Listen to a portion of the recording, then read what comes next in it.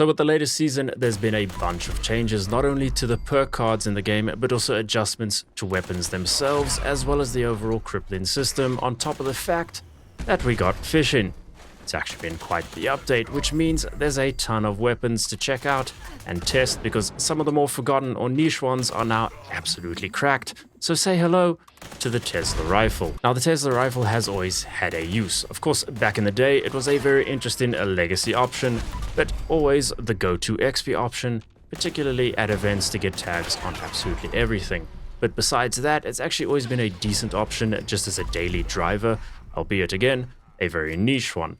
But now, with all of these lovely changes, it's turned it into quite something. For the role I'm using for the majority of the footage, it was a 2-shot crippling swift roll with fracturers as the 4th star legendary. There's just a lot of synergy when it comes to this weapon and the latest changes. At the forefront, you want to cripple everything and anything. And now that I've said that, YouTube's gonna have an absolute fit with that sentence. It's a game system, okay, YouTube? We cripple in 76, but the reason why we want to focus on the crippling damage, bloody hell, I'm going to be saying this a lot. It's not just because we have fracturers as the 4th star legendary effect, which gives us explosions when we cripple a limb, but that is also why we have crippling as the 2nd star legendary effect as well.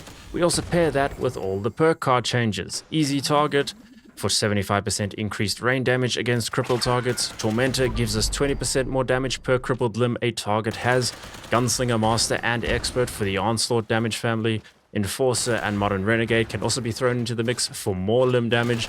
And yes, I know it says small guns, but I'm a professional, so I'm going to assume the Tesla rifle is also now considered a small gun, because Tank Killer now says small guns, and Tank Killer has always been for commando and rifleman weapons, so the logic is there. The only problem is putting logic and Fallout in the same sentence, so if there are any triple professionals out there, let me know in the comments, but you get the idea. Put that with the usual stuff like Tank Killer, Adrenaline, Tenderizer, Bloody Mess. You have quite the beast of a weapon, and because it arcs to nearby enemies, you chuck on stuff like Grenadier, and you can absolutely clear out an area in no time. It's ludicrous how effective and fun this thing is. Of course, your single target damage is still really good. I had 2-shot here, but arguably quad would still be the go-to option just due to its small magazine size. Otherwise, any of the straight-up damage options like Furious or Anti-Armor or Bloodied are all great as well. There's just a lot you can do with it and try out the different combinations. But enough of me talking. If you haven't tried it yet, then definitely give it a go. If you enjoyed, then do me a favor and hit that like button. But for now, thanks so much for watching, and I'll see you in the next one.